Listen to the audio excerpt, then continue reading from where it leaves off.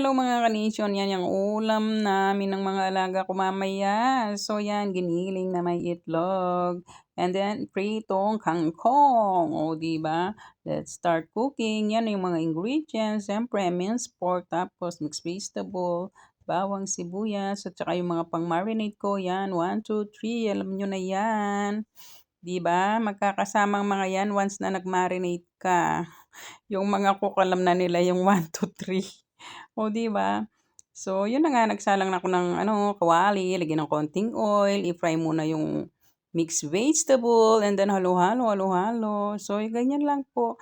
So, anyway, habang nagluluto ako, salamat po sa lahat ng mga supporters, mga sharer, mga hindi nag-i-skip ng ads. Thank you so much. Walang hanggang pasasalamat po. Everyday magpapasalamat po ako sa inyo. So, yan na nga, ginisa na yung bawang at sibuyas. And then, halo-halo, halukay, takpan. After a few minutes, okay na po yan. Mag-a-add na lang tayo ng konting soy sauce, tapos konting asin at konting paminta. Ganon din yung ginagamit kong pampalasa na sinasabi nila ay yung mushroom powder. That's it. Instead of magic. Thank you for watching. Salamat po. Enjoy. Thank you.